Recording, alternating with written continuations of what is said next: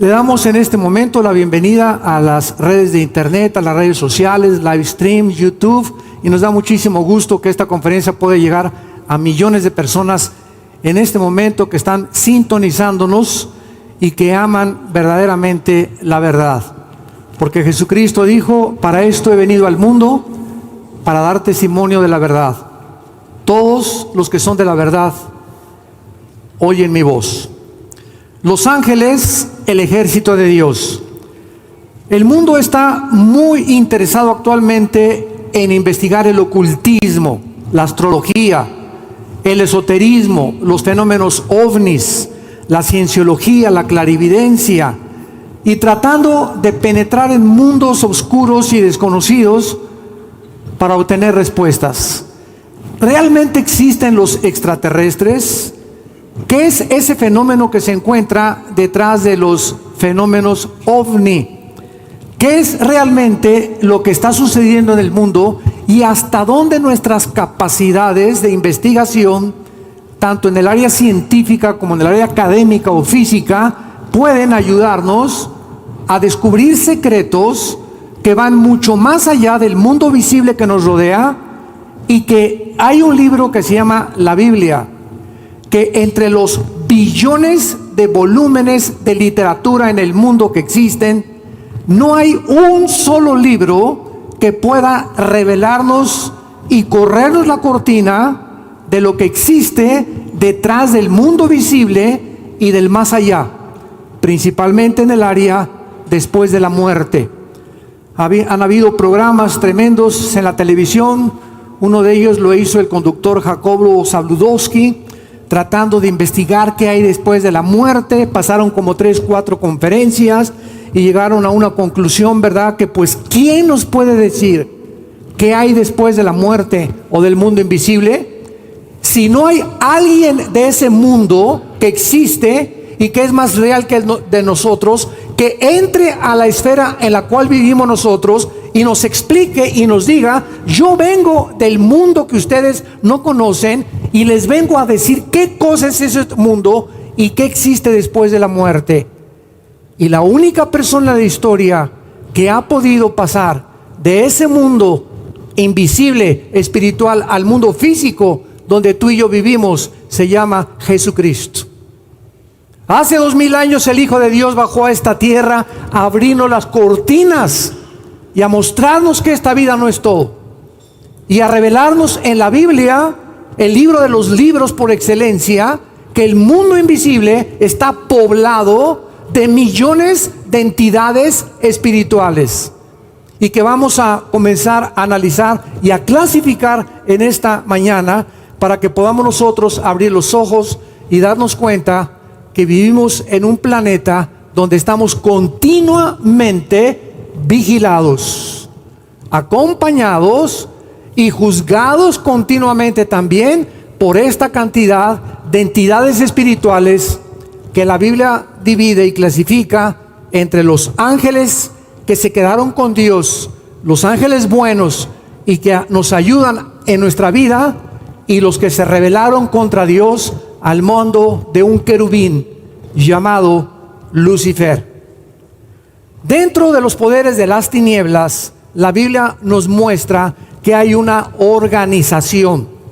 Y así como nosotros en el mundo que vivimos tenemos una compañía donde hay un presidente, vicepresidente, hay naciones donde están organizadas, europeas, etcétera, etcétera. De la misma forma, esta estructura de organización, la Biblia nos muestra que existe en el mundo espiritual. Por ejemplo, el apóstol Pablo en Efesios 6, versículo 12, dice así: porque no tenemos lucha contra sangre y carne, sino contra principados, contra potestades, contra los gobernadores de las tinieblas de este siglo, contra huestes espirituales de maldad en las regiones celestes. Pablo aquí nos da una estructura perfectamente bien definida de Satanás, y nos habla de que el mundo que nos rodea está controlado por ángeles caídos que se llaman principados satánicos. Y que cada principado satánico tiene asignado continentes, ciudades, naciones, familias e individuos, que en este caso serían los demonios, que no son iguales a los ángeles caídos. Los demonios es otra condición de otra entidad espiritual muy diferente a la de los ángeles caídos. Estos ángeles que la Biblia menciona, ¿cómo son? ¿Qué aspecto tienen? ¿Ejercen alguna influencia sobre tu vida, sobre tus hijos, sobre tu trabajo, sobre nuestra nación? ¿Cuál es la misión de ellos? ¿Cómo distinguir los que son buenos y los que son malos? A través de este estudio vamos a responder estas preguntas con la ayuda de la Biblia, porque es el único libro, repito, que nos da la información del mundo invisible y de la dimensión desconocida. Vamos a ver en primer lugar esta clasificación de estos seres espirituales. Es un error creer que todas las personas y todos los seres que habitan el universo tienen los mismos cuerpos. Por ejemplo, aquí en el planeta Tierra, los seres humanos tenemos un cuerpo diseñado perfectamente bien para que cuando respiremos, la combinación de oxígeno con nitrógeno y otros gases sean exactamente los gases necesarios para que tus pulmones y tus alvéolos pulmonares puedan funcionar. Si yo me meto debajo del agua, no puedo funcionar porque se necesita otro cuerpo debajo del agua con branquias en lugar de pulmones. Entonces, un cuerpo es el de los seres humanos, otro cuerpo es el de los peces, otro cuerpo es el de los animales para sobrevivir en la selva, en las montañas, en las cañadas, y otro cuerpo es el de las aves. Dice 1 Corintios 15, 39 en adelante: no toda carne es la misma carne. Una carne es la de los hombres, otra carne es la de las bestias, otra la de los peces y otra la de las aves. Y hay cuerpos celestiales y cuerpos terrenales, y una es la gloria de los celestiales y otra es la gloria de los terrenales. Es lógico que si existen entidades espirituales ajenas al mundo que tú y yo habitamos, tengan diferentes cuerpos y no pueden estar sujetos a las leyes de la gravitación, a las leyes termonucleares, a las leyes nucleares, ni tampoco a las leyes del electromagnetismo, que son las leyes que gobiernan el universo donde tú y yo habitamos. Por ejemplo, la ley de la gravitación. Si yo comienzo a caminar ahorita y quiero hacer esto, me voy hacia el suelo, porque la ley de la gravitación ejerce las 24 horas del día y atrae al centro de la tierra cualquier objeto más pesado que el aire. Cuando Jesucristo ascendió al cielo, en Hechos capítulo 1, los discípulos se quedaron viendo que Jesús estaba venciendo la ley de la gravedad. Cuando Jesucristo atravesó la casa donde estaban Tomás y los apóstoles, completamente consternados, porque en cualquier momento vendría el imperio romano y los soldados tal vez a continuar persiguiéndolos y crucificándoles, Jesucristo con el cuerpo resucitado atravesó las paredes. Y cuando Tomás quiso acercarse a Cristo para tocar las manos que habían sido perforadas, porque él había dicho: hasta que yo no toque sus manos y no meta su mano en su costado, no voy a creer. Y cuando Cristo atraviesa con un cuerpo, con una composición molecular diferente a la que tú y yo tenemos, Tomás se acerca y pone las manos en las manos de Cristo y toca algo sólido. Y cuando mete su mano en el costado, tocó algo sólido. En otras palabras, el cuerpo de Cristo, que tiene la composición de los cuerpos espirituales de los ángeles también, son cuerpos que se pueden materializar y desmaterializar a voluntad. La composición atómica de sus cuerpos es diferente a la de nosotros. Ahorita yo agarro la mano y le hago así a este púlpito, y la composición y los átomos que forman aquí el púlpito impiden que los átomos que forman mi mano puedan atravesarlo. Pero la composición de los cuerpos de los ángeles, la composición del cuerpo de Cristo, de los buenos y de los malos, es diferente a la de nosotros. En otras palabras, ellos pueden materializarse en nuestro mundo y pueden tomar, escúchenme muy bien, forma humana. Los ángeles en la Biblia que se han aparecido a nosotros con la forma humana, pero manteniendo sujetos a no a las leyes que nos rigen en el universo, sino a las leyes de la dimensión de donde ellos proceden. Vemos nosotros a continuación claramente que esta estructura que existe de organización está dividida en querubines, serafines, Miguel el arcángel, Gabriel el mensajero de Dios, el ángel del abismo y el mismo Lucifer o Satanás. Los querubines son una clase de ángeles que están continuamente enfrente de Dios, alabándole y bendiciéndole, y significa alabar o bendecir. Cuando Dios saca a Adán y Eva del huerto del Edén, dice la Biblia que puso dos querubines. Génesis 3, versículo 24. Echó pues fuera al hombre y puso al oriente del huerto de Edén querubines y una espada encendida que se revolvía por todos lados para cuidar, para guardar, para proteger el camino del árbol de la vida. Adán y Eva habían descompuesto el ADN de sus cuerpos.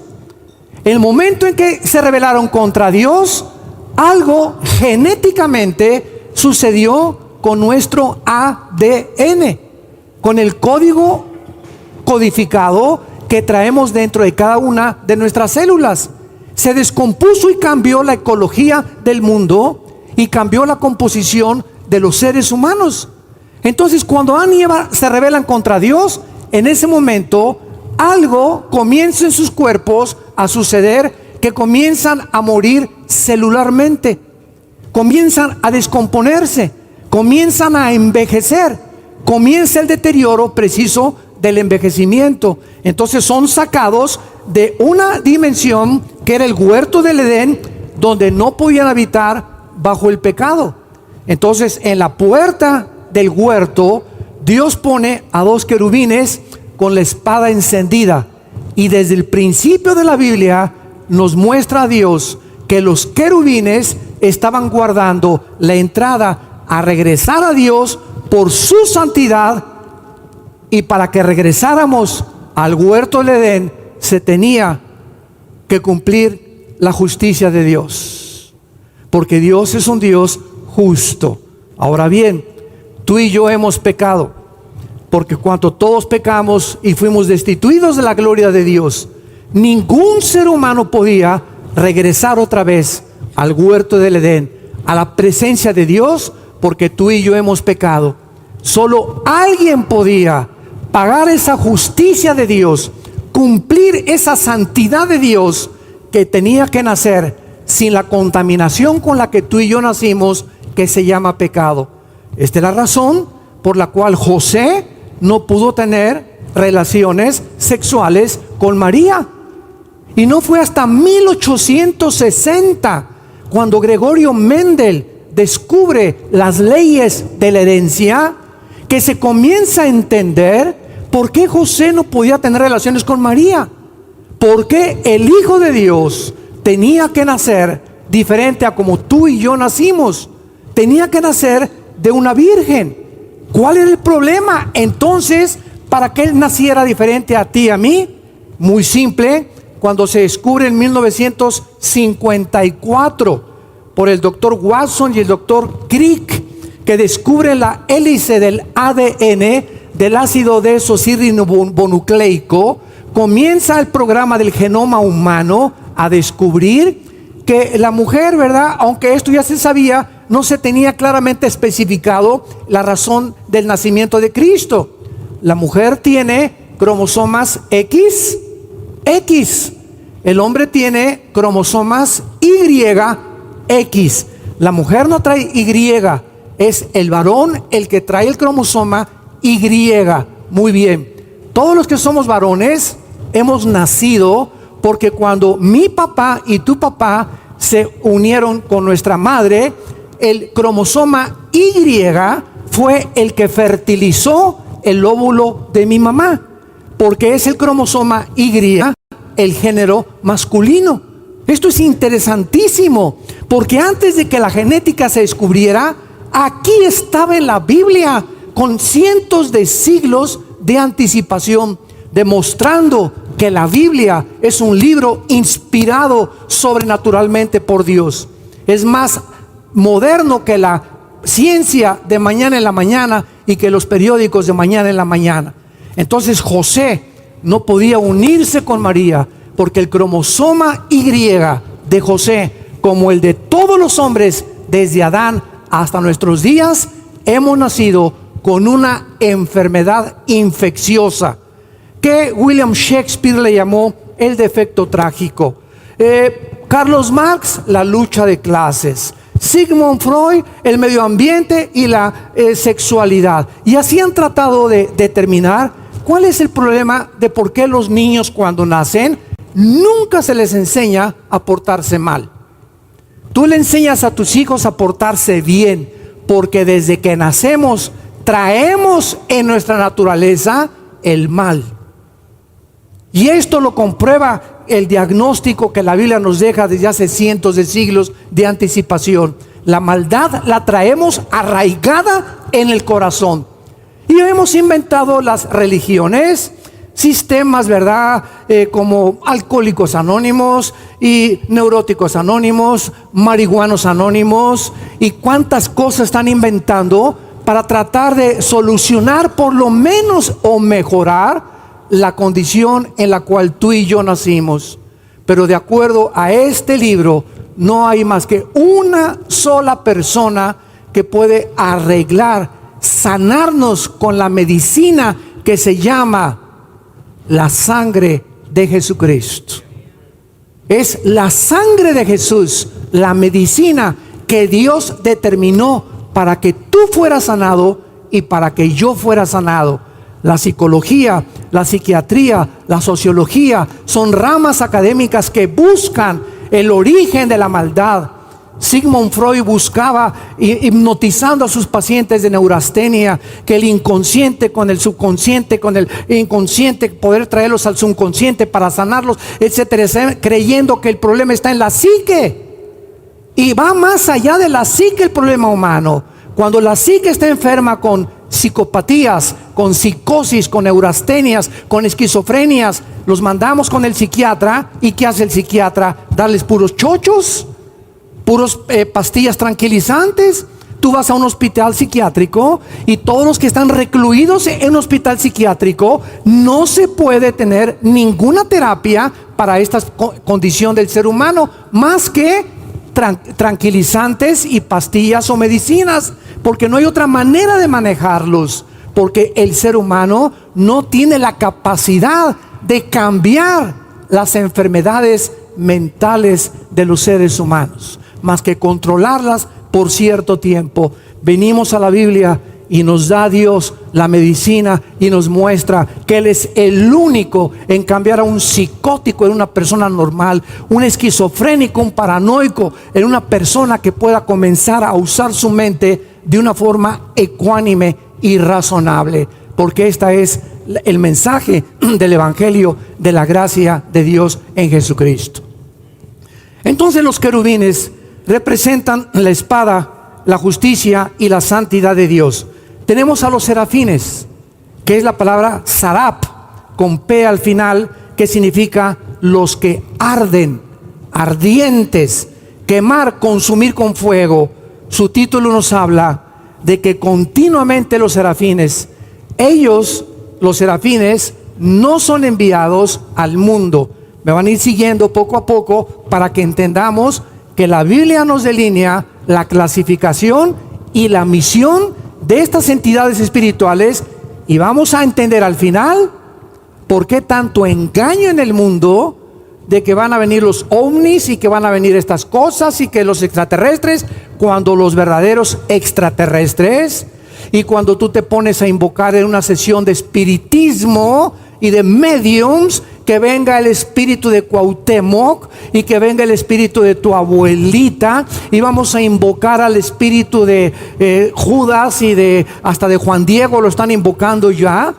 Vas a descubrir que en ese momento, cuando tú te metes en la dimensión en la que tú quieres comunicarte con esos espíritus, la comunicación que tú tengas con esos supuestos espíritus son demonios que tienen miles de años observándonos y conociéndonos, y que conocen y pueden imitar a la perfección la voz de tu abuelita y la voz de tu papá. Y cuando venimos a la Biblia, en el libro de Deuteronomio capítulo 18, del 12 en adelante, ahí vienen las provisiones. Dice Dios: cuidado con meterte con magos, con brujos, con astrólogos, y que el signo del zodiaco, y que tú eres Virgo, y que yo soy Géminis, y que no nos llevamos, y todas estas cosas por ignorancia, damas y caballeros, de no conocer las leyes de Dios. Nos metemos en dimensiones prohibidas que nos hacen daño a nosotros y a nuestros familiares. Vemos en tercer lugar a Miguel. Miguel es una palabra que significa ¿quién como Dios? ¿Quién como Dios?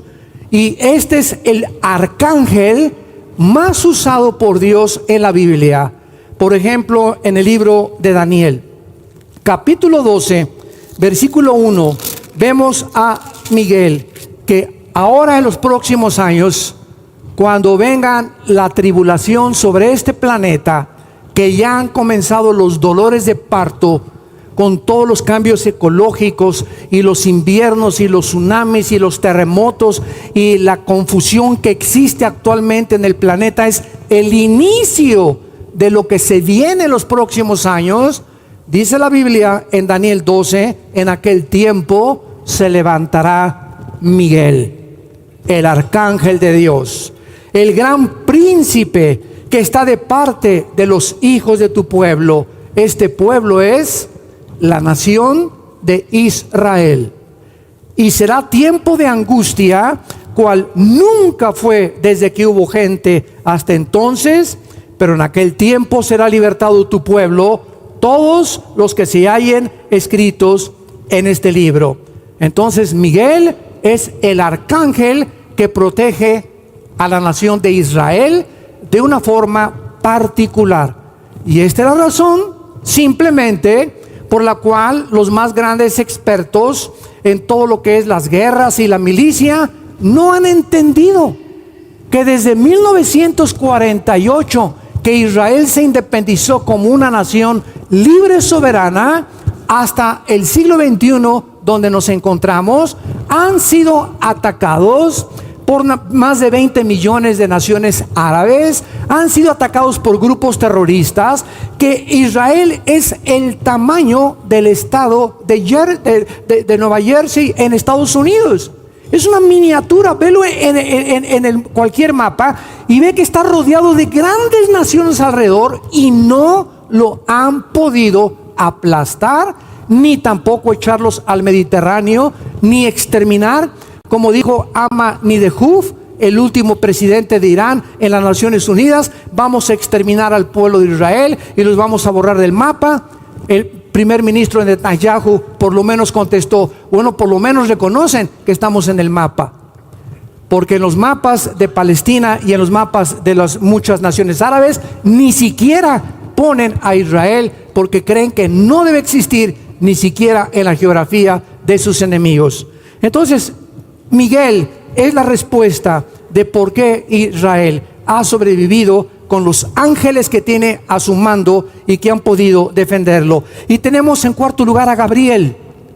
¿Quién es Gabriel? La palabra Gabriel significa en el hebreo el poderoso, y aparece 4 veces en la Biblia. Y veamos la primera vez en Daniel capítulo 9, versículo 20 al 23. Daniel, hace 2600 años, 2600 años se escribió este libro que voy a leer, algunas partes nada más. Y se encontraba exiliado en el imperio babilónico, bajo el rey Nabucodonosor. Y entonces se le aparece el ángel Gabriel. Los siguientes palabras: aún estaba hablando, dice Daniel, y orando y confesando mi pecado, Daniel 9, versículo 20, y el pecado de mi pueblo Israel, y derramaba mi ruego delante de Jehová mi Dios, por el monte santo de mi Dios.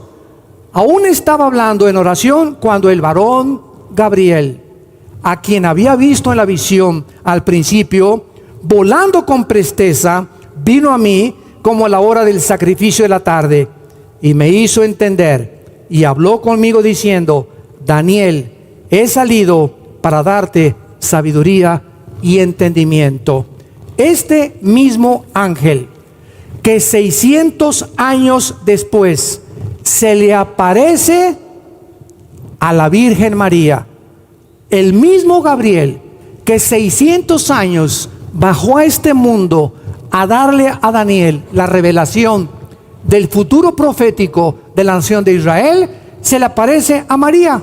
Dice Lucas 1, 26 y 27. Al sexto mes, el ángel Gabriel fue enviado por Dios a una ciudad de Galilea llamada Nazaret, a una virgen desposada con un varón que se llamaba José, de la casa de David, y el nombre de la virgen era María. Y entrando el ángel en donde ella estaba, le dijo: salve, muy favorecida, el Señor es contigo, bendita tú eres entre las mujeres. Gabriel, pues, en la Biblia aparece siempre como el mensajero de Dios, el más importante correo de Dios hacia el planeta Tierra. Y tenemos en penúltimo lugar, en el libro del Apocalipsis, al ángel del abismo. Damas y caballeros, la Biblia nos muestra que en el mundo espiritual no existe Santa Marta Catitla, ni el reclusorio norte, ni el reclusorio sur, ni la cárcel de mujeres. Pero la Biblia nos revela que existen 3 prisiones en el mundo espiritual.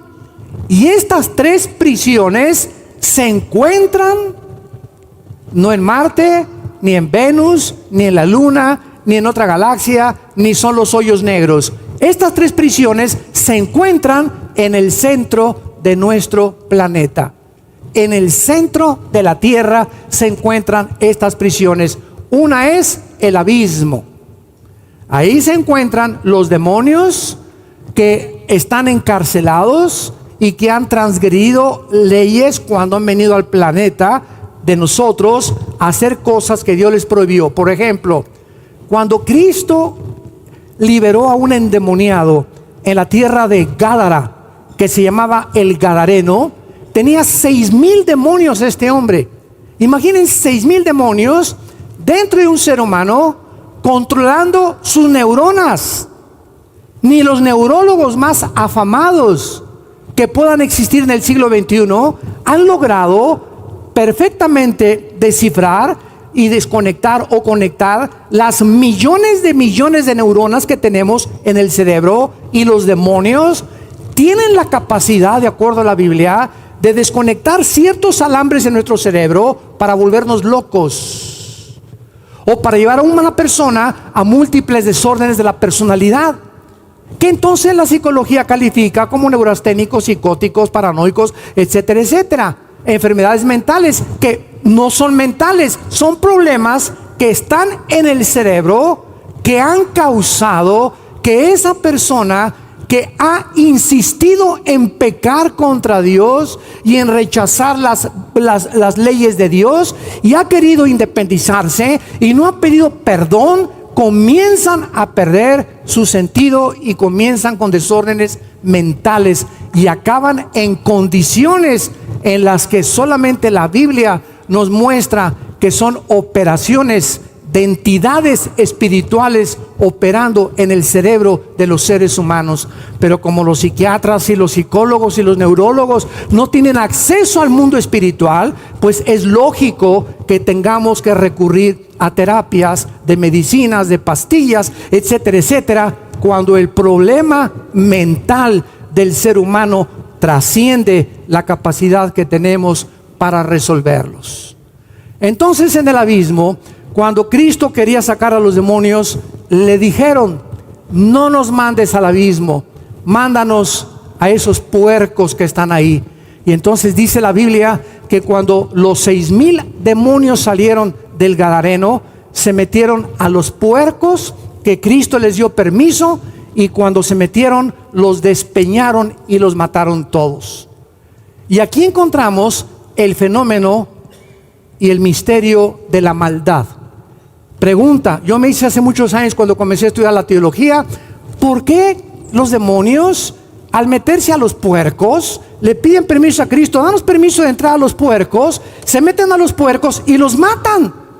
Oye, les quiero preguntar a todos ustedes que no querían quedarse en los puercos, ¿por qué los despeñaron? Y la respuesta es la siguiente: porque la maldad y el mal no puede subsistir por sí solo. Escuchen esto que les voy a compartir. El mal tiene dos enemigos: el mal por sí mismo y el bien. En otras palabras, si el bien no destruye al mal, el mal se autodestruye a sí mismo. Todas las personas de violentas, asesinos, secuestradores, tarde o temprano, rebeldes a Dios, se acaban autodestruyendo. Somos autodestructivos por naturaleza. ¿Por qué fumas, Pancho? Porque me gusta. Y quiero ver lo que dice la cajetilla, que es un producto cancerígeno. Oye, ¿por qué te emborrachas? ¿No sabes que tu hígado está siendo destruido a cada instante que estás emborrachándote? ¿Por qué hacemos las cosas que sabemos que nos hacen daño? ¿Por qué cometes adulterio y te vas con otra mujer? ¿No sabes que el que comete adulterio corrompe su alma y heridas y vergüenza hallará? Y el adulterio comienza a desintegrar tu personalidad. Vas a destruir tu esposa, tu familia, tu trabajo. Vas a acabar con todo tu futuro por 45 minutos con una muchacha con la que te vas a acostar, que no es por la cara de George Clooney que tienes por la que se va contigo, sino por el dinero, ¿verdad? Y por el interés y por la presión, etcétera, etcétera. Pero vemos que hacemos cosas los seres humanos y tomamos acciones que tienen consecuencias para bien o para mal. Y si nosotros pensáramos antes con la claridad que la Biblia nos puede ayudar a pensar, de antes de tomar una decisión, saber las consecuencias que acarrearían, no lo haríamos dos veces. Pero muchos de ustedes sufren no porque Dios los quiera hacer sufrir, sino por decisiones que tú has tomado en tu vida en el pasado, y que las consecuencias las estás pagando ahorita. Y si tú no te arrepientes en esta oportunidad que Dios te da de invitar a Cristo a tu vida irá de mal en peor. Entonces el abismo es la prisión de los demonios. En segundo lugar, tenemos el Tartarus, que dice en 2 de Pedro capítulo 2 versículo 4, se tradujo como el infierno. Pero el Tartarus es la prisión de los ángeles caídos que en el tiempo de Noé, Génesis capítulo 6, se metieron a pervertir la genética humana de las mujeres. La Biblia nos revela que hace aproximadamente 4,500, 5,000 años, estas entidades espirituales tienen acceso a las neuronas, a los nervios ópticos de los ojos, nos pueden hacer crear alucinaciones, pueden meterse a las cuerdas vocales. Los endemoniados se caracterizan porque les cambia inmediatamente la voz y tienen una voz más ronca y te hablan así y ya sabes quién es, ¿verdad? Se pueden meter a los músculos, se pueden meter al hígado, al estómago, a los alvéolos pulmonares, pueden cambiar el ritmo cardíaco, Porque la misión de los demonios es atormentar a los seres humanos. Al diablo se le llama el atormentador. Y quieren atormentarte. No vas a pasar de perico perro, te dicen Gutierritos, y todo tu futuro no te vas a casar nunca con nadie, nunca vas a salir ni vas a prosperar, mátate mejor, toma una puerta mucho más fácil, mejor roba o miente o comete fraude o mata o asesina. Y estos pensamientos que van a tener consecuencias de tu propia autodestrucción, la Biblia dice que tienen influencia en el mundo espiritual. Y que necesitamos blindar nuestra vida y nuestro cerebro y nuestros pensamientos contra estas entidades que continuamente nos tratan de atormentar. Y tú lo ves en el mundo del siglo XXI en que vivimos. Ve el mundo como está alrededor. Ya hay una depravación increíble moral, y se le llama bueno a lo que es malo. Injusticias ni siquiera se podía mencionar, las miles o millones de injusticias que diario se cometen en los juzgados, en las cárceles, en los gobiernos, en todos los ámbitos del ser humano. Ve nada más cómo se encuentra el mundo. Mira los gobernantes que tenemos actualmente en el mundo, como el señor de Norcorea, completamente desquiciados, queriendo provocar una guerra mundial. Grupos como los de ISIS, que ya no son un grupo terrorista, son un grupo genocida, locos completamente, que se deleitan en cortar la cabeza y que los niños comiencen a patear las cabezas que les cortan para desensibilizarlos y crear una raza de robots asesinos. ¿A dónde hemos llegado? Qué increíble la maldad del ser humano. Pero estamos completamente insensibilizados porque no nos damos cuenta que estamos rodeados de entidades espirituales que nos quieren destruir. Y Cristo vino a destruir las obras del diablo. Y tu matrimonio y tu familia y tus hijos nunca podrán estar seguros sin que podamos entender esta guerra espiritual, porque nuestra lucha no es entre nosotros, es contra ellos. Y tenemos en tercer lugar el infierno, que se encuentra en el centro de la tierra también. El abismo, el Tartarus y el infierno. En el infierno no hay demonios. En el infierno se encuentran única y exclusivamente los espíritus de los seres humanos, que si tú te mueres hoy en la noche sin Jesucristo, tú desciendes, tu cuerpo lo entierran, lo creman, y mientras tanto te van a hacer una estatua. Mira qué padre cantó, ¿verdad? Y eras un borracho, parrandero y jugador en tu vida privada. Pero como artista, como deportista, como político, aquí el mundo alaba las cosas que hicimos por afuera. Pero las cosas del corazón, como fuimos realmente en la intimidad, solo Dios las conoce. Y los que mueren bajo estas condiciones, desciende su espíritu y su alma al infierno, al centro de la tierra.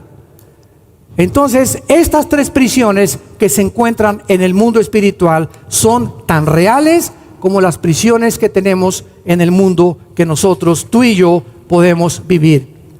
Ahora, veamos en último lugar la realidad de estos ángeles.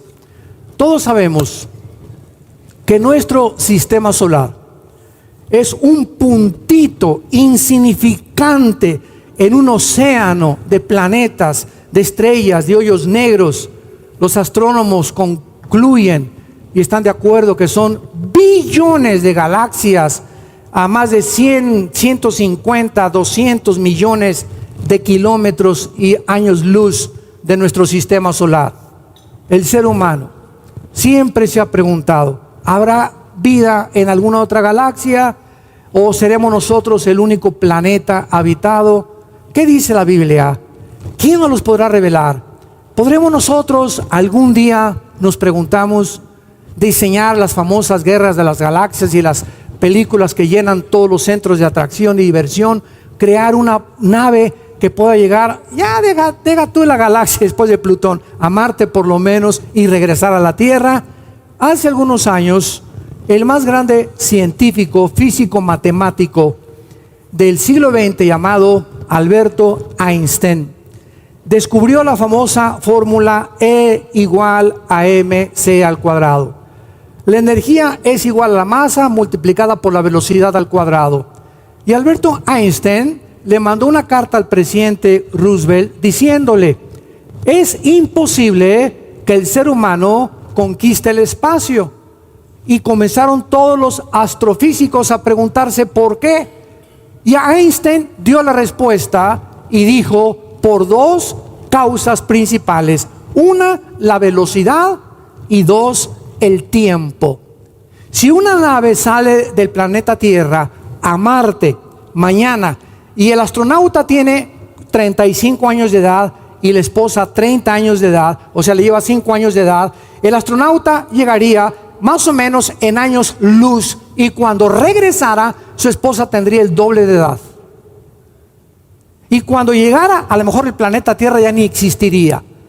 ¿Por qué? Porque la dimensión del tiempo que está comparada y el espacio, la materia y el tiempo está relacionado con el movimiento de la Tierra alrededor del Sol. Y tú sales del planeta Tierra y el tiempo en el espacio no pasa igual que aquí. Y la velocidad de la luz, 300,000 kilómetros por segundo, jamás podríamos nosotros alcanzar ninguna civilización que fuera de Marte, ya no vamos a decir Plutón o Saturno, porque la velocidad destruiría y nos trataríamos más de 100 millones de años luz.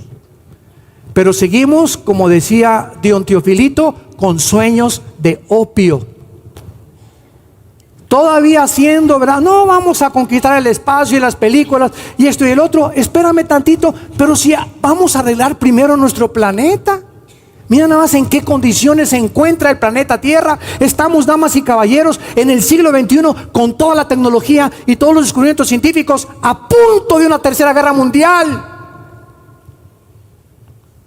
Nunca se han vuelto a armar las naciones como Estados Unidos, Afganistán, la India, Inglaterra, Rusia, con las armas nucleares que ahorita están comenzando a rearmarse después de la Guerra Fría que terminó en 1989. Está otra vez el mundo volviéndose a armar nuclearmente. Y no son juguetes, las van a usar, porque de acuerdo a la Biblia, en la primera guerra nuclear que viene ahorita, que no es la tercera guerra mundial, la próxima guerra que ahorita venga, tal vez este año o la próxima año, en Apocalipsis 6, en el cuarto sello, la Biblia profetiza que morirá una cuarta parte de nuestra población mundial. ¿Cuántos somos ahorita en el mundo? 7,5 billones de seres habitantes. Los que habitamos casi las 200 naciones del globo terráqueo. Si calculamos una cuarta parte, estamos hablando cerca de 2 billones de personas que desaparecerían en las primeras bombas que van a comenzar a aventarse, tal vez Corea del Norte, tal vez Rusia, tal vez Inglaterra, tal vez Estados Unidos, o tal vez los locos que están poblando y gobernando las naciones donde tú y yo vivimos. Estamos al borde de nuestra destrucción. Estos ángeles al servicio de Dios y los ángeles caídos están divididos en los buenos y en los malos. Todas estas criaturas fueron creadas por Dios moralmente, que cuando Dios la creó no haya tenido la libertad de escoger entre el bien y entre el mal. Alguien me preguntaba una vez: ¿Dios no es todopoderoso? Claro, amén. ¿Y Dios no tiene el poder de hacerle así al diablo y ya se acabó el mal? Claro que sí lo tiene. ¿Y por qué no lo hace? Yo le pregunté a esta persona que una vez en un elevador me hizo la pregunta, y le dije: dale gracias a Dios que Dios no ha acabado con el mal, porque comenzaría contigo. Por su misericordia y su paciencia, Dios está esperando a que tú te arrepientas, y dale gracias a Dios que no te has muerto, los que escuchan esta conferencia, porque es por la gracia y la misericordia de Dios que Dios te permite escuchar estas palabras de la Biblia. Esto no son mis verdades, ni mi ideología, ni mi filosofía. Estoy abriendo el libro de los libros, empolvado en tu casa, olvidado por la humanidad, para poder sonar como una campana de alarma y llamarnos al arrepentimiento. Dios no quiere que tú mueras sin Jesucristo en tu corazón. Todas estas criaturas que Dios creó las creó moralmente responsables.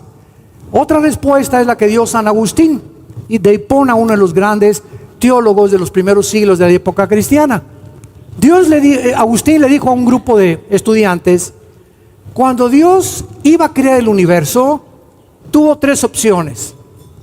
Una, no crear nada. Así Dios pudo haber dicho: no voy a crear nada, Padre, Hijo y Espíritu Santo, no necesitamos a nadie ni a nada, porque es Dios. Él no puede tener necesidades como tú y como yo. Número dos, Dios pudo haber creado un universo donde no hubiera pecado, donde no hubiera habido rebelión jamás. Y número tres, en su infinita sabiduría, que trasciende nuestra capacidad de entenderlo, Dios permitió que el mal entrara en el universo que Él creó. Y la pregunta que Agustín hizo fue la siguiente: si tú fueras Dios, ¿cuál opción hubieras escogido?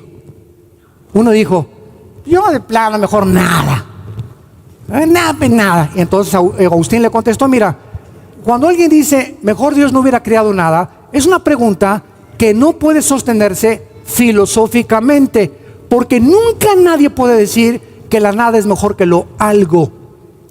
Y si Dios no hubiera creado nada, jamás el universo ni sus criaturas hubieran conocido lo que es el amor, lo que es el perdón, lo que es la misericordia, lo que es la libertad de amar sin tener coerción de ninguna otra influencia externa. Número dos, otro contestó: no, pues yo si fuera Dios no hubiera creado, ¿verdad?, que todos fuéramos peace and love, palomitas y peace and love, y no hay maldad ni pecado en el mundo.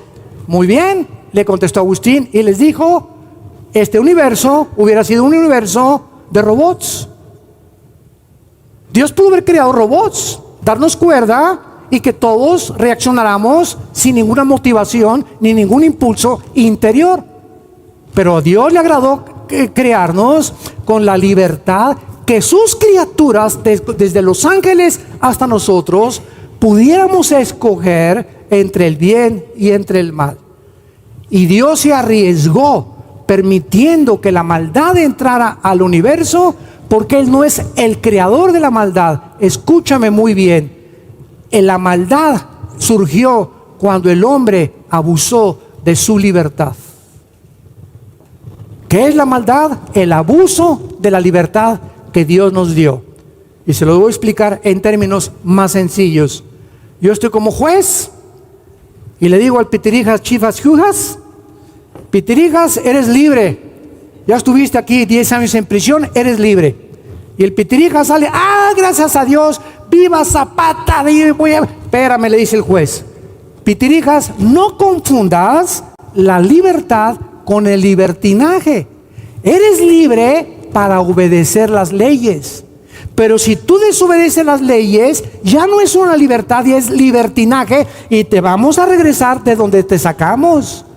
Entonces quiero que entiendas el concepto de la libertad. La libertad es llegar y respetar los semáforos, respetar al prójimo, cumplir con las leyes de los gobiernos, someterte a tu padre y a tu madre, a tus maestros en la escuela. Esa es la verdadera libertad. Cuando se abusa de esta libertad es cuando nosotros pecamos, porque el pecado, dice Primera de Juan, es transgredir las leyes, tanto humanas como las espirituales. Y así como si yo me camino ahorita y me voy y me tropiezo porque la ley de la gravitación es una ley que estoy violando, yo pago las consecuencias de violar las leyes físicas. Viola las leyes morales y comienza a fornicar y a tener relaciones sexuales antes de casarte, y el precio que vas a pagar va a ser muy grande. Comete adulterio prohibido por Dios y las consecuencias son enormes y devastadoras. Roba y asalta, transa a tu prójimo, tarde o temprano tus pecados te van a alcanzar, porque son leyes inexorables establecidas por un Dios santo, santo, santo, que no podemos salirnos con la nuestra. Tenemos que pagar las consecuencias de nuestros pecados, y para que tú no las tengas que pagar, Cristo en una cruz abre sus manos y te dice: te amo, ven a la cruz, y si tus pecados fueran como el carbón de negros, Es que usted no sabe que he abortado 10 veces, he matado a 25 personas. Me dicen el león de Tlanepantla y la tigresa de Santa Julia. No importa lo que tú hagas, el mensaje de este libro es que si tus pecados fueran tan negros como el carbón, si tú aceptas lo que Cristo hizo en tu lugar y en mi lugar, en esa cruz, serás perdonado. Y esto se llama la gracia de Dios. ¿Cómo es posible, dicen los religiosos, así tan fácil? Así de fácil. Es el mensaje que trasciende la capacidad del razonamiento humano. Porque nosotros buscamos, no, yo me tengo que ir a la vía de rodillas para que me acepte Dios. Yo tengo que hacer algo para que me acepte Dios. ¿Sabes una cosa? No puedes hacer nada para que te acepte Dios. Porque si hubiera algo que Dios aceptara de nosotros, la muerte de Cristo fue un desperdicio. Él lo hizo todo en nuestro lugar. Y una vez que aceptas a Cristo, Él nos da el poder de hacer para Él, con la motivación verdadera para agradarle y vivir cerca de su presencia. Pero tú en esta mañana necesitas entender que esos ángeles que nos rodean y que están al servicio de nosotros pueden estar también en contra de ti. Si tú en esta mañana te crees Dios y tu soberbia intelectual te hace creer que tú vas a establecer tus 10 mandamientos, como me dijo un ateo en un debate que tuve con él, yo tengo mis 10 mandamientos y yo no tengo por qué someterme a ninguna autoridad espiritual. Tengo la capacidad y esta soberbia intelectual que raya en la locura, porque es una locura que alguien se atreva, semejantes chinches, renacuajos de agua puerca, levantarse contra el creador del universo y ponerlo en un asiento y tú convertirte en juez y tú juzgarlo sin entender que las razones que se encuentran en las cosas que hizo Dios se encuentra su sabiduría. Pero tú tienes en esta mañana la oportunidad de venir a la cruz, de arrepentirte de tus pecados, de pedirle perdón a Dios y comenzar saliendo por esa puerta desde este día una vida completamente nueva delante de su presencia. Les pido por unos instantes que los que gusten inclinen su cabeza y así con tu rostro inclinado. Hoy es el día de tu decisión. Estas oportunidades no son muchas en la vida, desgraciadamente. La Biblia dice, cuando oigas su voz, no te endurezcas, no endurezcas tu corazón, arrepiéntete de tu vida, de tus pecados. Tú no puedes ya, tú lo sabes, seguir en ese camino que estás caminando, porque aunque parezca que hay caminos que nos llevan a la vida, son caminos de muerte, son caminos oscuros en los cuales algún día te lamentarás de haber rechazado la oferta, el desafío que Dios te lanza esta mañana de venir a la cruz. No te invito a que vengas a ninguna religión, te invito a que vengas a una cruz donde hace 2000 años el Hijo de Dios, Jesús de Nazaret, abre sus manos, coronado de espinas, con clavos en sus manos y en sus pies, diciéndonos que nos ama, porque de tal manera, dice la Biblia, amó Dios al mundo, que nos dio a su Hijo unigénito, para que cualquiera de ustedes que en esta mañana, ustedes que nos ven también por las redes sociales, crean en Él, no se pierdan, mas tengas la vida eterna. Porque este es el testimonio que Dios nos ha dado a su Hijo, y en Él está la vida. El que tiene al Hijo tiene la vida. El que no tiene al Hijo, aunque tengas una religión, no tienes la vida eterna. ¿Qué tengo que hacer?, me preguntarás, para arreglar mi condición de pecado delante de un Dios santo. Dile estas palabras con todo tu corazón: Señor mío y Dios mío, te pido perdón por mi vida. Reconozco en este instante que mi vida es de pecado ante tus ojos y que yo no tengo la capacidad para cambiarme. Por eso vengo en esta mañana a abrazar tu cruz, a darte gracias, Jesús, que esta vida de pecado que yo he vivido, tú la llevaste en tu cuerpo, y el castigo que yo merecía, la ira de tu Padre, en lugar de caer en mí, cayó sobre ti. Creo que esa sangre preciosa que derramaste fue para sanarme. Y te pido, porque creo que a los 3 días resucitaste de los muertos, entrar a mi corazón como mi Señor y mi Salvador. Gracias porque esta mañana he hecho la paz contigo, y ahora tú me darás el poder de vivir para ti en los pocos días o meses o años que me quedan en este planeta, en el nombre de Jesús. Amén. En la primera conferencia, esta es la segunda conferencia de esta serie, Israel, la higuera y los últimos tiempos, compartí que cuando Jesucristo dijo que cuando viéramos la higuera reverdecer, cuando viéramos que salían las hojas de la higuera, sabríamos que el tiempo había llegado. Mateo 24, versículo 32 al 34. Y Jesucristo dijo que cuando la generación que viera este fenómeno de una higuera dando hojas, comparando a Israel, porque no cabe duda que Israel es la higuera, Israel es la vid, Israel es el olivo, son los 3 árboles con los cuales Dios compara a Israel en la Biblia, pero en este caso es la higuera.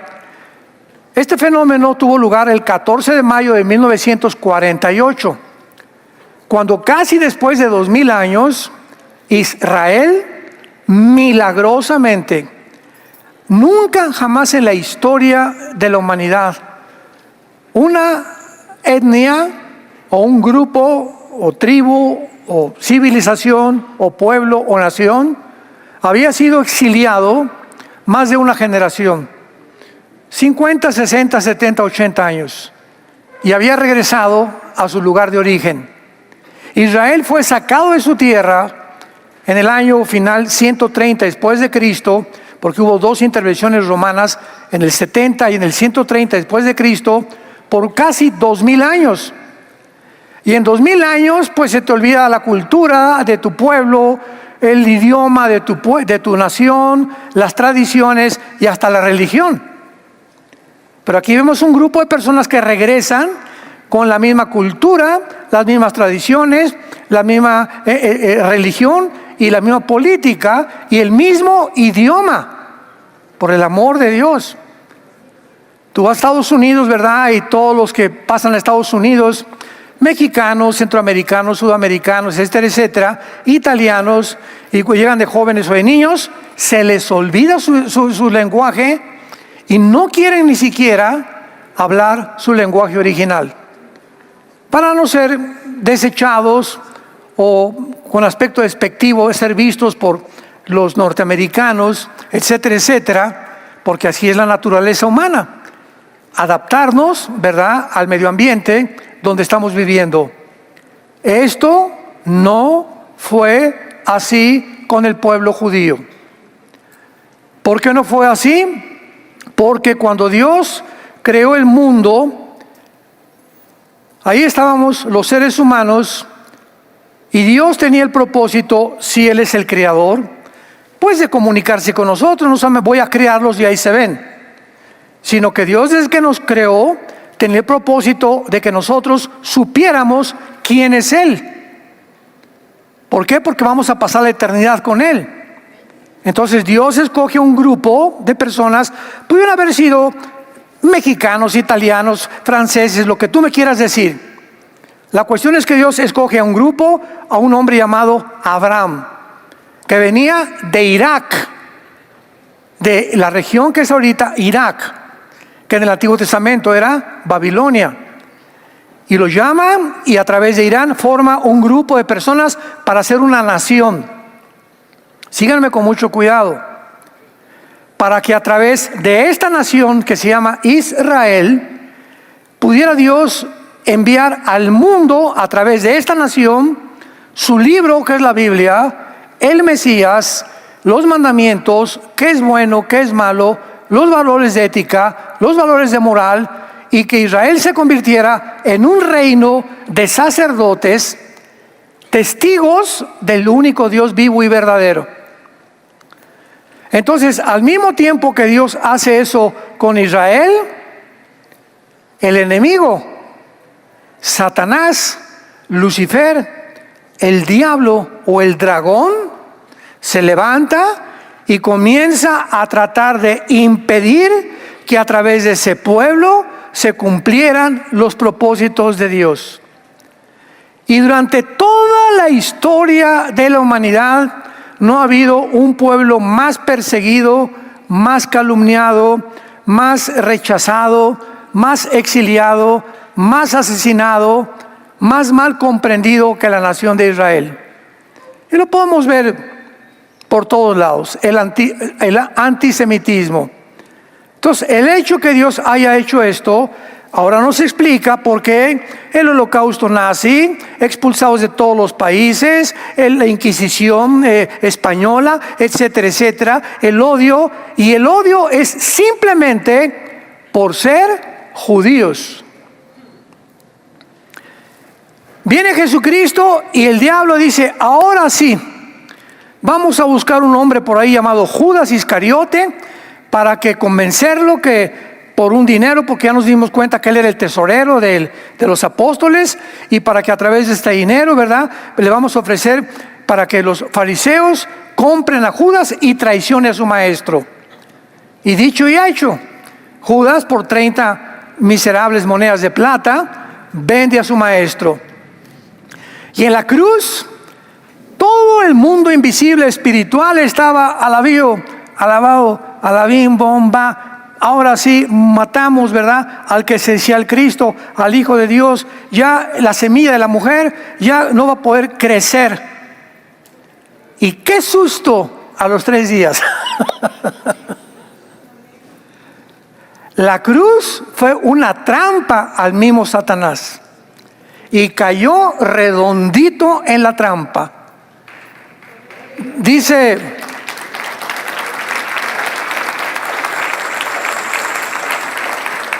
el apóstol Pablo en la primera carta a los Corintios, capítulo 2, si los príncipes de este mundo, o sea, se refiere a los principados, potestades satánicas, si ellos hubieran sabido quién era Jesús, nunca lo hubieran crucificado.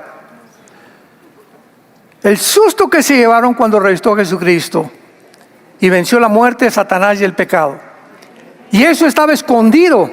Aún el mismo pueblo de Israel, la palabra Mesías muy pocas veces aparece en el Antiguo Testamento. Aparece el siervo sufriente, como Isaías 53, vendrá alguien de la descendencia de David, y la esperanza era que aquel que viniera era el que iba a liberar a Israel del imperio romano. Y por eso los discípulos se extrañaron cuando comenzaron a caminar con él durante 3 años, y el último año Jesucristo les dice, tengo que morir. A los 3 días los sacerdotes, los escribas me van a crucificar, etcétera, etcétera. Y Pedro le dijo, no sea tal cosa en ti, ni siquiera pienses en eso. Se asustaron porque ellos lo menos que esperaban es que Cristo pudiera estar pensando en morirse sin antes establecer el reino. Era lo que todos estaban esperando. Y Jesucristo se voltea con Pedro y le dice, no me tientes, Satanás, lo que tiene que ser, va a ser. O sea, Pedro no sabía, pero en ese momento Satanás usó a Pedro para decirle a Cristo, no hagas tal cosa con tu vida. ¿Cómo que vas a morir? De ninguna manera, ni lo pienses. Entonces, esto es muy importante que nosotros comprendamos por qué el odio contra Israel. En el 48 regresaron y los atacaron el 15 de mayo. Ganó la guerra. En el 56, en la guerra del Canal de Suez, los volvieron a atacar, volvió a ganar la guerra. 1967, la guerra de los 6 días, los vuelven a atacar, vuelve a ganar la guerra. Y en todas, milagrosamente, dentro de las leyes de las probabilidades matemáticas, había una a la 12ª potencia que pudieran ganar una guerra, sobre todo la de los 6 días. 1973, la cuarta guerra, Yom Kippur, vuelven a ganar. Y finalmente, pues los árabes se juntan y un hombre llamado Yasser Arafat inicia la Organización para la Liberación de Palestina. La Organización para la Liberación, o sea, ya querían liberar la Franja de Gaza de los judíos, sin que los judíos hayan estado ahí, porque estaba Egipto controlando la Franja de Gaza. Estaba Jordania controlando el Banco Occidental, donde se encuentra Jericó, y estaba Siria, Egipto, Jordania, Siria controlando el norte, las colinas del Golán, y todos estos 3 lugares se los arrebataron en la guerra de los 6 días. Y ahora Israel controla, ¿verdad?, el Banco Occidental, las colinas del Golán y la Franja de Gaza. En el 2005 se las entregó al Fatah, a la autoridad palestina, para que ellos se encargaran de gobernar. Ellos no quisieron gobernar y formaron un grupo militar llamado Hamas, para poder militarmente algún día derrotar a la nación de Israel. Esto es muy importante porque lo que hace el renacimiento de Israel milagroso es que ninguna otra nación, repito, ha regresado después de haber sido exiliada por más de una generación. En Isaías 66:8 dice la Biblia: ¿cómo podrá una nación nacer de un solo día? Hace 2700 años profetizado que iba a suceder. Muy bien, abran sus Biblias en el libro de Amós, en el Antiguo Testamento. Amós está casi después de Daniel, Oseas, Amós. Y veamos nosotros que nadie pensaba que casi después de 2000 años Israel pudiera regresar a su tierra. Y todo lo que Dios ha hecho con Israel, los cristianos tenemos que entender por el amor de Dios. Dice Daniel 12, los entendidos entenderán. Tenemos que entender qué está pasando, porque estamos llenos de redes sociales, TikTok, Instagram, y Facebook, y YouTube, etcétera, etcétera, y radio y televisión, formando y moldeando las mentes de los seres humanos de la forma que la agenda global quiere que pensemos, que percibamos el mundo de acuerdo a como ellos lo perciben, que le llamemos malo a lo que ellos le llaman malo y bueno a lo que ellos le llaman bueno. Pero el cristiano no es así. Nuestra mente es formada por este libro. Y venimos a este libro para checar si lo que están diciendo es verdad. Y esta falta de información de este libro ha dado pie para que se vuelva un antisemitismo, un odio contra Israel, aún de los mismos cristianos, aún de líderes cristianos. ¿Por qué? Por la desinformación y por la falta de convicciones que no han en sus vidas asimilado el plan y los propósitos de Dios para esta nación. Dice Amós 9, 14 y 15. Vean ustedes esta profecía y ojalá que tengan una pluma ahorita junto a ustedes. Y dice así, fue escrita hace 2500 años. 2500 años, para que le pongas al principio de Amós, profecía dada hace 2500 años.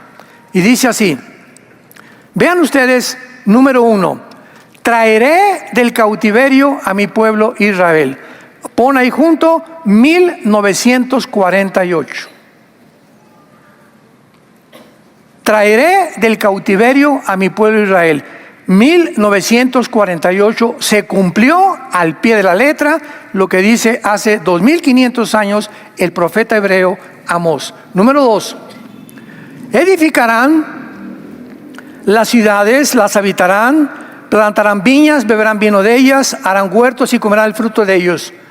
Cuando los judíos regresaron a su tierra, en 1948, no había un solo árbol plantado. no había irrigación en la tierra.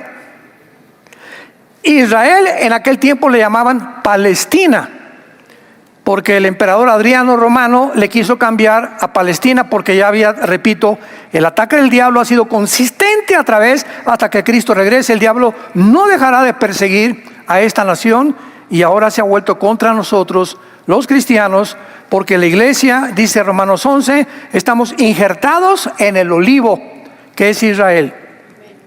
Entonces somos una misma familia con el pueblo de Israel mesiánico, los judíos que han aceptado a Jesucristo, no con todos los judíos. Esto es muy importante de entender. Entonces el pueblo judío que Dios va a salvar va a ser los que creyeron en el Mesías, que le llaman ahorita judíos mesiánicos. Porque un judío no se llama cristiano, ni quieren llamarse cristianos, por el significado etimológico de las palabras. Cuando llegaron los judíos, no había árboles, no había irrigación. Aquí dice que ellos iban a edificar, que iban a habitar, que iban a plantar árboles e iban a vivir el vino de ellas, que iban a hacer huertos e iban a comer el fruto de ellos. 1948, 1950-51, 3 años. En 3 años, Israel hizo la obra de la ingeniería hidráulica más poderosa de todo el siglo XX. En menos de 3-4 años plantó más de 6 millones de olivos. Un árbol por cada judío que mató los nazis en la Segunda Guerra Mundial. Se cumplía la segunda profecía. Una tierra vacía, desértica, sin árboles, se convertía en un Edén. Número 3, la más importante, el versículo 15, la tercera profecía: pues los plantaré sobre su tierra y nunca, nadie desde que lleguen los va a sacar de ahí. Nunca más serán arrancados de su tierra que yo les di. ¿Por qué? Porque lo ha dicho el Dios del universo, el Dios Jehová, el Dios de Israel.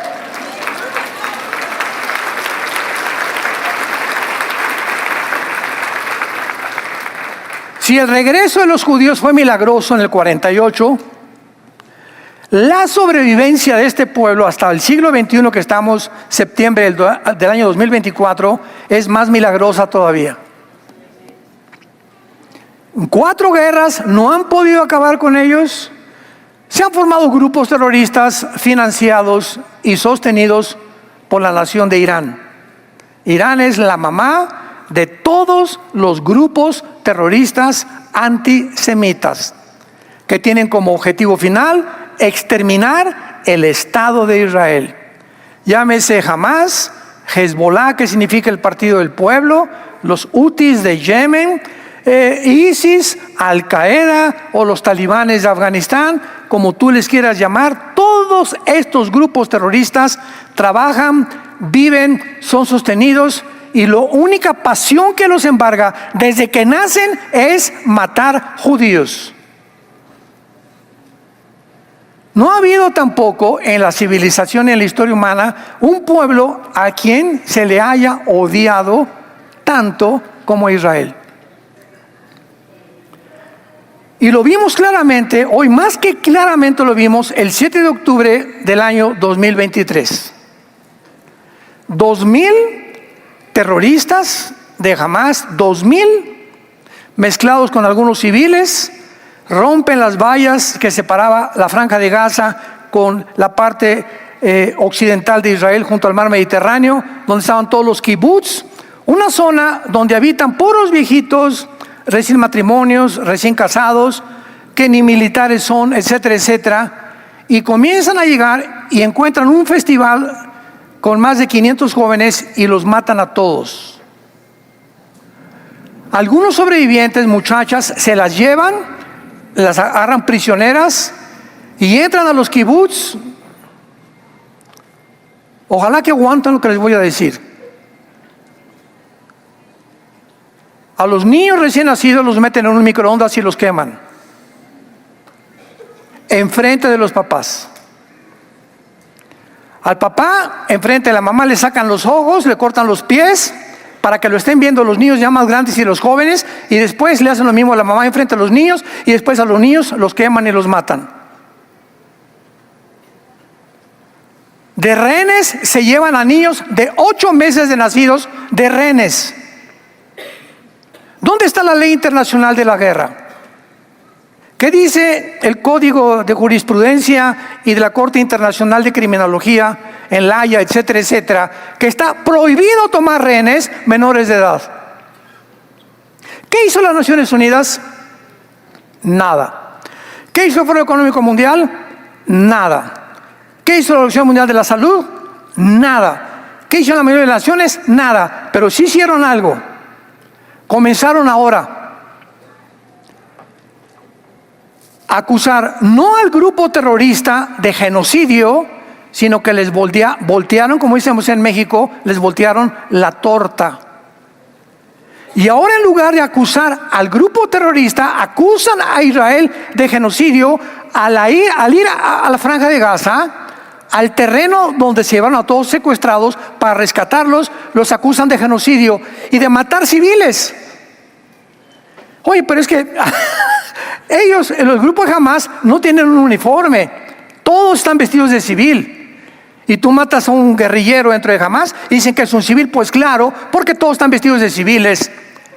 Y comienza el mundo, ahí no se queda la cosa, a levantar protestas en las calles de estudiantes de Columbia, de Harvard, de Princeton, de Yale, de las mejores universidades del mundo, con la mejor, por lo menos, clase de mentalidad para que estés en esas universidades, que es muy difícil que te acepten, tener un coeficiente intelectual bastante elevado. Se vuelven contra Israel, comienzan a apoyar a los de Hamas, con cantos desde el río hasta el mar, liberemos a Palestina.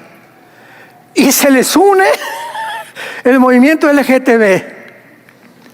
Cuando en Gaza los de Hamas prohíben la homosexualidad, prohíben el lesbianismo, y a todos los homosexuales, los de Hamas, los avientan desde un techo de cabeza hacia abajo. Entonces, ¿cómo es posible que se estén uniendo el movimiento Black Lives Matter, Antifa, el LGTB con ellos, cuando ni siquiera saben la mentalidad y la agenda del grupo terrorista?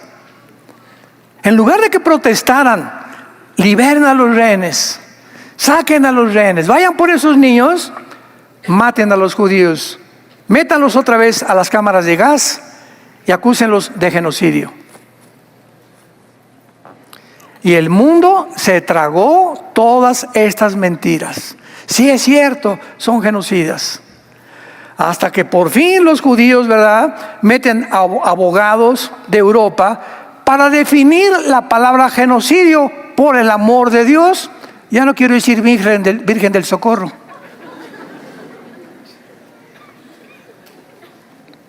Vamos a comenzar. ¿Qué es genocidio?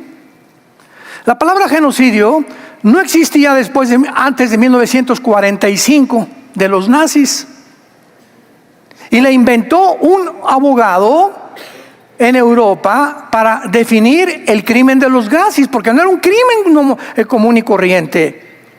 Habían matado civiles. ¿Cómo en una guerra meten a campos de concentración? Una guerra es ejército contra ejército, prohibido. Los civiles tienen que morir. Una bomba que cae, de la bomba atómica mató a casi 150,000 japoneses judíos, ¿cómo se llama?, de víctimas civiles. Pero ir directamente contra ellos, ¿verdad?, pues eso es lo que es un genocidio. La palabra genocidio significa cualquier intento de matar a civiles por cuestiones religiosas, o por cuestiones políticas, o por cuestiones étnicas. Y el grupo de Hamas entró a matar a civiles judíos por la religión y porque odian a los judíos. Eso es un genocidio. cuando Israel entra a la franja de Gaza a perseguir al grupo terrorista, no es genocidio. Les avisó 4 semanas antes, mandaron aviones con panfletos, vamos a entrar, la población civil les recomendamos que se vayan al sur de Gaza porque vamos a entrar. Nunca Israel ha atacado, jamás desde el 48, nunca ha sido el agresor, siempre ha sido el que se defiende. ¿De qué están hablando? Nunca nadie los va a volver a sacar de su tierra. Ahorita Hamas está casi deshecho. Y los de Hezbollah, que siguen mandando cohetes y pedradas a Israel, ¿qué les pasó hace 3 días? ¿Supieron? ¿No leen el Calimán? Resulta, hace 3 días, que Irán descubrió que los teléfonos celulares, esto fue hace como 1 año, no era bueno usarlos porque el sistema de inteligencia que tiene Israel mediante los satélites de comunicación es impresionante. Y ellos tienen ondas para controlar a los judíos que ningún país tiene más que ellos. Esto es impresionante. Y podían a través de los celulares oír sus conversaciones y oír sus planes. Vean ustedes cómo funciona esto. Y entonces el ayatollah Nasrallah, que es el jefe de Hezbollah en Irán, Nasrallah, les compra 10,000 beepers. Y les dan a todos los de Hezbollah beepers en lugar de celulares. Tal vez esto es lo que se piensa ahorita. Israel tiene un departamento de inteligencia que se llama el Mossad, como si fuera el FBI o el KGB de Inglaterra, o el G15 de Rusia, el KGB de Rusia, el servicio secreto, etcétera, etcétera. Pero es un grupo de inteligencia que se está dedicado a evitar ataques, contrarrestar terrorismo, etcétera, etcétera. Y parece que hace 1 año estos beepers dicen que salieron de Taiwán. Todo esto es especulativo. Todavía no llegan por fin con cómo salieron estos beepers, cómo cayeron en manos de Irán. Pero parece que los judíos interceptaron este envío y les metieron un explosivo diminuto a cada beeper. Y ahora, hace 2 o 3 días, ya que tenían todos los de Hezbollah, los beepers, a través de control remoto, los hicieron explotar. Murieron, no más de 20 Hezbollah, pues la mayoría están heridos, etcétera, etcétera, desorientados, se queda uno sin poder oír, etcétera, todas estas cosas. Como dice Irving Gattel, un politólogo judío muy importante, que no es cristiano, dice Irving Gattel: oye, si tu vecino te está, aviente piedras y te rompen los vidrios y descalabran a tus hijos, ¿te vas a quedar así con los brazos cruzados? ¿Qué naciones, si a México se mete Guatemala o nos avientan bombas, etcétera, etcétera? Los gobiernos tenemos que reaccionar, porque la responsabilidad de cada gobernante es defender ultrajes internacionales o de tus vecinos de cualquier nación, porque hay una ley que una nación no se puede meter con la otra y atacarla así nada más porque sí. Entonces los judíos dijeron: ya nos comamos la paciencia, y están mande cohetes, pues ahora usamos la tecnología, y volaron a más de 10,000 de Hamas. Nada más, repito, no hubo muchas muertes, pero quedaron muchos sin pierna, otros sin orejas, otros sin ojos, etcétera, etcétera, que no es nada comparado con lo que ellos hicieron a los niños en el 7 de octubre del año pasado. Y el mundo está ahorita, Putin dice, lo que hicieron los judíos es increíblemente extraordinario. Ni nosotros ni los chinos tenemos la tecnología para poder hacer esto. Ahora Irán, la mamá de todos estos grupos terroristas que tienen como consigna derramar sangre, matar niños, jóvenes, adultos y de la cuarta edad, ahora van a pensarlo 3 veces antes de seguir atacando a Israel. Porque dice el Señor: nadie los podrá arrancar de su tierra que yo les di. Y nosotros, todos nosotros, somos testigos, somos la última generación. Jesucristo dijo, el que vea el renacimiento nacional de Israel, no pasará esa generación. Nosotros somos esa generación. Nosotros somos la última generación. Nos encontramos al final de la historia. Ya no tardamos en irnos para allá arriba. Desgraciadamente, la mayoría de nosotros que estamos vivos desde 1948, hemos tomado la existencia de Israel como algo normal. Ahorita todos los millennials como les llaman, los que nacieron en los 80s, 90s, los que están naciendo en el siglo XXI, no tienen el conocimiento de toda esta historia, de cómo los nazis se juntaron con el movimiento radical de la hermandad musulmana para matar judíos. Nadie de esto, ¿verdad? La historia nos enseña que el hombre no aprende de la historia. Entonces somos una generación de jóvenes, de niños que ni siquiera piensan en eso, ¿verdad? Olvidamos el hecho que ninguna nación jamás se había recobrado de su cultura, su lenguaje, su religión, su economía, su prosperidad, poder militar, su religión. Olvidamos el hecho que por más de 1878 años, hasta 1948, el Israel nacional existía nada más en algunos libros de historia. Ahora veamos rápidamente cómo pudo Israel llegar en 1948 a renacer nacionalmente, porque aún les espera el renacimiento espiritual, porque regresaron en incredulidad a su tierra. La mayor parte de los judíos no creen ni siquiera en Abraham, Isaac y Jacob, o ni siquiera en Jehová. No creen, son ateos. Hay miles de judíos ateos. Entonces, ¿cómo es posible que ahora podamos nosotros entender esto, verdad? Y vamos a ver que para que Israel en el 48 llegara en contra de cientos de tropiezos, de vallas, de obstáculos que el mundo les puso, por eso es un milagro que hayan regresado para cumplir Amós 9, 14 y 15. Muy bien. Sabemos históricamente que el regreso de Israel a su tierra fue por etapas. No se dio así nada más porque sí. Y en todas estas etapas vemos la mano de Dios.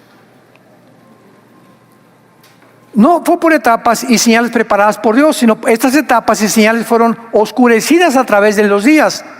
Y la gente, muy poca gente en el mundo puede percibir estas etapas y los milagros como Dios lleva tarde o temprano a cumplirlos. Tuvimos el siglo pasado la Primera Guerra Mundial, 1914 a 1918. Tuvimos la Gran Depresión, 1930. El surgimiento del nazismo, 1939 al 45, y el Holocausto, que atrajo la atención del mundo entero. Desgraciadamente, fueron pocos los cristianos que tuvieron entendimiento de las profecías bíblicas como actualmente lo siguen teniendo. Créanmelo, yo acabo de regresar hace una semana, 2 semanas, ¿verdad? Estuve en Miami, no en la playa, desde luego, ¿verdad? Fui a predicar a pastores, a líderes, etcétera, etcétera, y me contaron cosas, ¿verdad?, que no lo puedo creer. Pero la ignorancia que existe de las profecías es de veras alarmante. Entonces vemos cómo todas estas cosas no se percibieron, de qué manera estos vientos proféticos estaban comenzando a cambiar el mundo entero, ni el propósito divino que se encontraba al regresar Israel a su tierra. Yo he conocido cristianos, amigos míos, muy inteligentes, etcétera, etcétera, que tienen un conocimiento en otras cosas, y me dicen, es que Dios ya acabó con Israel, es que todas las profecías ya se han cumplido. Todos espiritualizan todo el Apocalipsis. Hace 3 días tuve un Zoom con un grupo de líderes y me estaban comentando eso. Armando, es que yo les contesté, bueno, Apocalipsis 16. ¿Traes la Biblia?, le pregunté. Sí, ábrela. Checa el versículo 2 y el versículo 13 que dice: Y el río Éufrates se va a secar para que vengan los reyes del oriente a la guerra, a la tercera guerra mundial, a exterminar a Israel. Le pregunté, ¿tú eres de las personas que dices que ya Dios acabó con Israel y que ya las profecías se cumplieron por el amor de Dios? ¿Ya se secó el río Éufrates? Cabeza de melón. ¿Ya se secó el río Éufrates? No, pues aquí dice que se va a secar, entonces tiene que ser futuro, por el amor de Dios. Dice que vino 3 espíritus que poseyeron al dragón, que salieron del dragón, del anticristo y del falso profeta, y se fueron a los gobernantes del mundo para poseer demoníacamente a los líderes del mundo y reunirlos en Israel para exterminar a Israel, donde el odio va a crecer a tal manera que no serán ya solamente los árabes, serán naciones del mundo entero, como lo estamos viendo ya, que se van a ir en contra de Israel para acabar con ellos. ¿Por qué? Porque están influenciados satánicamente. Le pregunté, ¿esto ya tuvo lugar en el mundo? No. Entonces, ¿cómo es posible que lleguen a esa conclusión? Que ya las profecías ya se cumplieron. No creemos en el milenio. Lo que pasó en el 48 no tuvo ningún significado en la historia para Israel, por el amor de Dios. Cuando regresaron en el 48, Dios mandaba un reflejo del cielo y alumbraba a la nación para decirnos a nosotros: vean, no me he olvidado de mi pueblo Israel. Para que vean que se iba a cumplir, regresaron, y si han regresado es porque soy fiel, y si soy fiel con ellos, lo seguiré también con ustedes, la iglesia.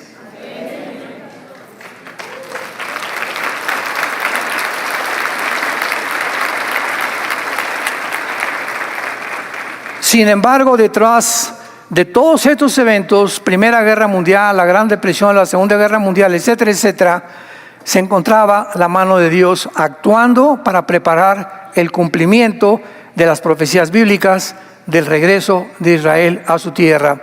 Vayamos a Ezequiel capítulo 37 y veamos de qué manera Dios colocó en el mundo, cuando Dios tiene un plan, Él lo prepara al pie de la letra. Dios colocó a ciertos hombres en ciertas posiciones de poder para que llevaran a cabo su plan, como fue el inglés Lord James Balfour,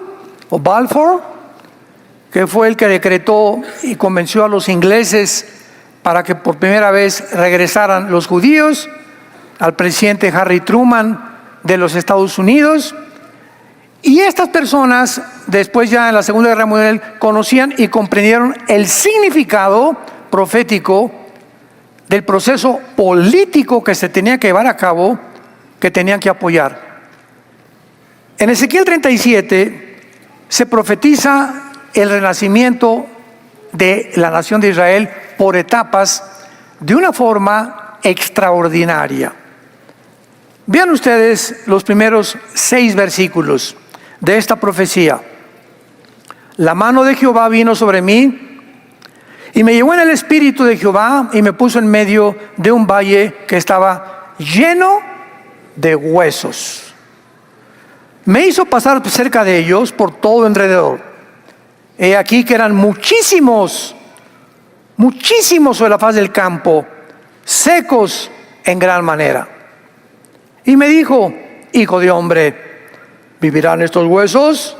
Y dije: Señor Jehová, tú lo sabes. Aquí vemos a Ezequiel que lo lleva a Dios a un valle, puros huesos, puras calaveras por todos lados, pero había miles de calaveras, imaginémonos nada más. Y Dios le hace una pregunta capciosa al profeta: ¿tú crees que pueden estos huesos vivir? Señor, esa respuesta solo tú lo sabes. Yo no te puedo contestar, no, yo no sé, ni tengo idea, ni siquiera de lo que me vas a contar más adelante. Versículo 4. Me dijo entonces: profetiza sobre estos huesos y diles: huesos secos, oigan la palabra de Jehová. Así ha dicho el Jehová el Señor a estos huesos: he aquí yo hago entrar espíritu en vosotros y vivirán. Pondré tendones, haré subir la carne, cubriré la piel y pondré en vosotros espíritu y viviréis y sabréis que yo soy Jehová. Noten ustedes las etapas del renacimiento. Comenzaría, ¿verdad?, en primer lugar, un movimiento espiritual que tendría que moverse en este pueblo que eran huesos Israel alrededor del mundo. O sea, no tenían nación, no tenían vida, no tenían absolutamente nada más que estar exiliados por todo el mundo. Y pondré tendones sobre ustedes, pondré espíritu. Versículo 10 al 14. Y profeticé como me había mandado, y entró espíritu en ellos y vivieron. Y estuvieron sobre sus pies un ejército grande en extremo. Aquí se profetiza no solamente el renacimiento de Israel, sino también el renacimiento del ejército mejor preparado del mundo en el siglo XXI, que es el ejército de Israel. ¿Por qué no han podido destruir a Israel? Porque ya prometió Dios, nadie los va a destruir, y les voy a dar un ejército que nadie tiene. La aviación israelí, en los F-35 no hay pilotos en el mundo, ni ingleses, ni tampoco los de Rusia, ni tampoco de Estados Unidos, que se comparen con los pilotos judíos. Y ahorita Israel podría, ¿verdad?, con los puros pilotos acabar de un bombazo a Hamas, de un bombazo de Hezbollah, pero ahora todos son puros cohetes, misiles teledirigidos, donde va una caravana como la que mataron a algunos de los comandantes más grandes de Irán, una caravana de 6 coches. Y están los israelíes sabiendo exactamente en qué coche se encuentra la persona que están buscando, y explota solo el carro donde va su blanco. Impresionante. Y están pero así ahorita porque están eliminando jefe por jefe, como han eliminado también a los de Hamas, para poder ir reduciendo y debilitando la fuerza que ellos tenían. Pero no acaba ahí. Versículo 11, me dijo Jehová: todos estos huesos son la casa de Israel. He aquí ellos dicen: nuestros huesos se secaron, pereció nuestra esperanza y somos del todo destruidos.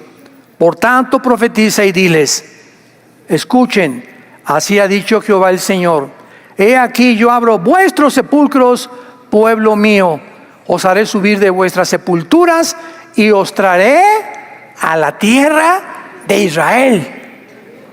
Y sabrán que yo soy Jehová cuando abra vuestros sepulcros y os saque de vuestras sepulturas, pueblo mío, y pondré mi espíritu en vosotros y viviréis, y os haré reposar en vuestra tierra, y sabrán que yo soy Jehová.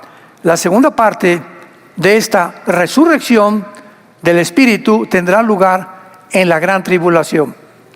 Israel ahorita ha renacido con huesos, con carne, con cuerpo, pero el Espíritu de Dios no está más que en algunos de ellos, como una promesa. Pero el renacimiento de regresar y reconocer a Jesucristo como el Mesías tendrá lugar al final de la gran tribulación. Apocalipsis 1:7, y verán al que traspasaron y harán lamentación por él.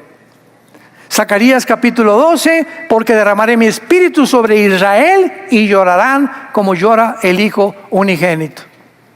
Y haré cesar el pecado y sus transgresiones para siempre, y volverán ellos a ser mi pueblo.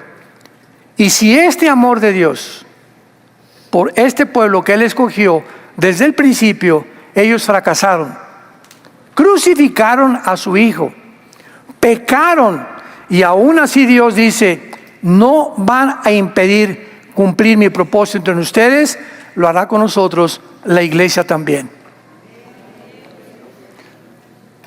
Tú eres cristiano y has recibido a Cristo como tu Salvador, y has pecado tal vez, has abortado, te has divorciado, Te has casado ya 3 veces.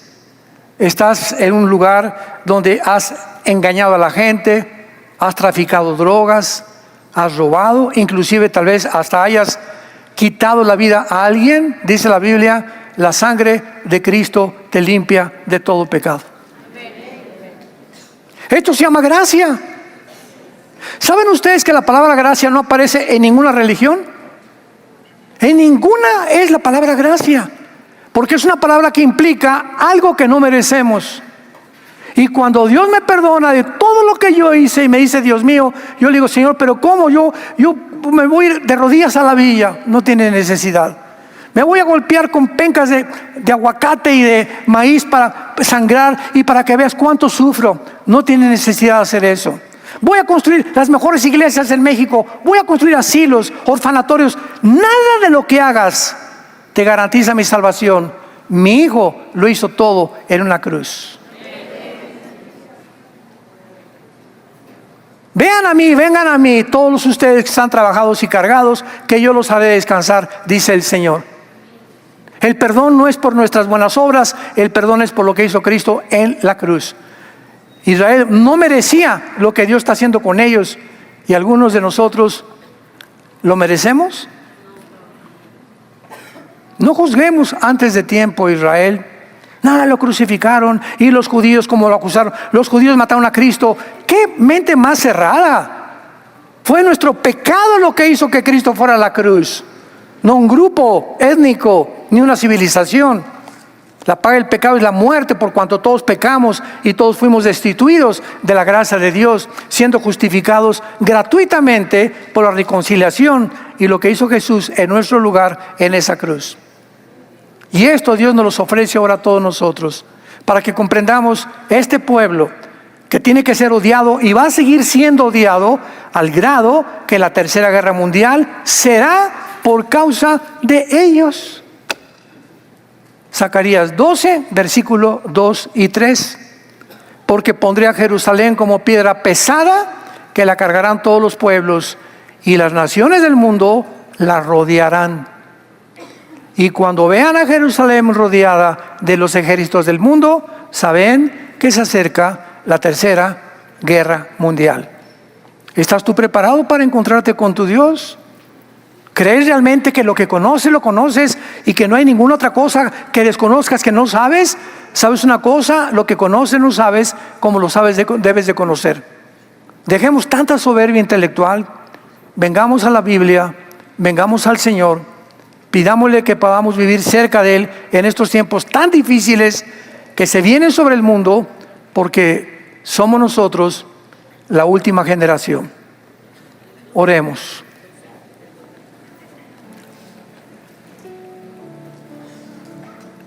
Que el Dios y Padre de Jesucristo nuestro Señor, que nos hizo renacer para una esperanza viva por medio de la resurrección de Jesucristo de entre los muertos,